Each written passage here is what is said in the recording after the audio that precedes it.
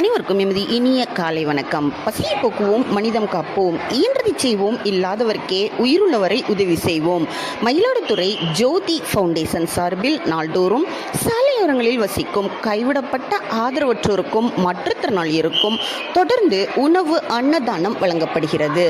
இன்று நற்பணியில் தம்மை இணைத்து கொண்ட இனிய உபயதாரர் தாளஞ்சேரி மதிப்பிற்குரிய நா சுஷீலா அவர்களின் கணவரும் திரு நா முத்துக்குமார், திரு நா செல்வகுமார் அவர்களின் தந்தை தெய்வ திரு த நடராஜன் பிள்ளை அவர்களின் 1ஆம் ஆண்டு நினைவு நாளை முன்னிட்டு அவர்கள் குடும்பத்தார்கள் இன்று காலை உணவு அன்னதானம் வழங்கினார்கள்.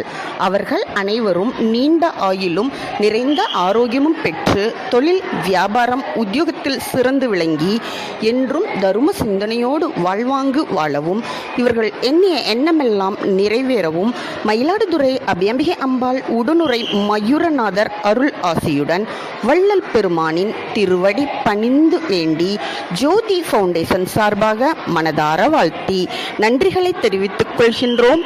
நன்றி.